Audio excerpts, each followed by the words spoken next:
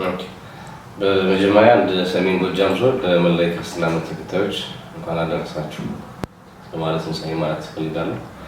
በመቀጠል በዞናችን በሰባቱም ወረዳ በ10 ከተማ አስተዳደሮች አጠቃላይ የጸጥታ መዋቅሩን በአዲስ የማደራጀት የማዋቀር የማንቀሳቀስ ወኔና ስንቅ መፍጠርና በዓሉ በሰላማዊ መንገድ እንዲከበር በርካታ ሰፊ ስራዎችን ስንሰራ ነው የቆየነው የሰነበት ነው።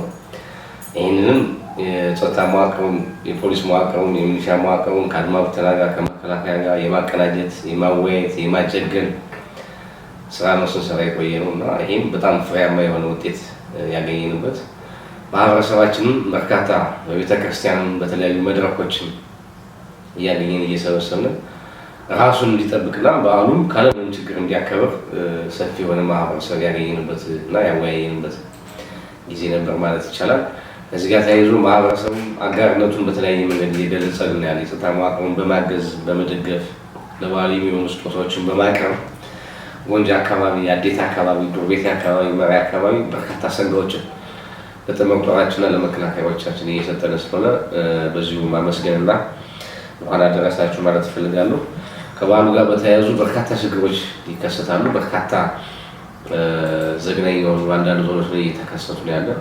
ጠላት ያው አርፎ ስለማይተኛ ፍንዳታዎችን እያፈነዳ የጸጥታ መዋቅሩን ካለምንም እረፍት እየነሳ ስለሆነ የጸጥታ መዋቅራችንን ነቅቶ ራሱን መጠበቅና አካባቢውን መጠበቅ አለበት። ህዝባችንም ከጸጥታ መዋቅሩ ጎን በመሆን የጸጥታ መዋቅሩን በመረጃም በስንቅም በሎጂስቲክም በተለያዩ ነገሮችን በማገዝና በመደገፍ በዓሉ በሰላማዊ መንገድ እንዲከበርና ቀጣይ ደግሞ ከፊታችን ከኋላችን በርካታ ስራዎች አሉ። የምርጫ ስራ አለብን። ሌላም ተደራራቢ ስራዎች ስላሉብን ለዚህ መደላደል የሚሆኑ ነገሮችን የሰራንበት ጊዜና ወቅት ነበርና በዓሉ በሰላም እንዲከበር ከአጭበርባሪዎች፣ ከወሮበላዎች፣ ከደላላዎች ማህበረሰቡ ራሱ እንዲጠብቅ በዚሁ አጋጣሚ ማሳሰብ እፈልጋለሁ።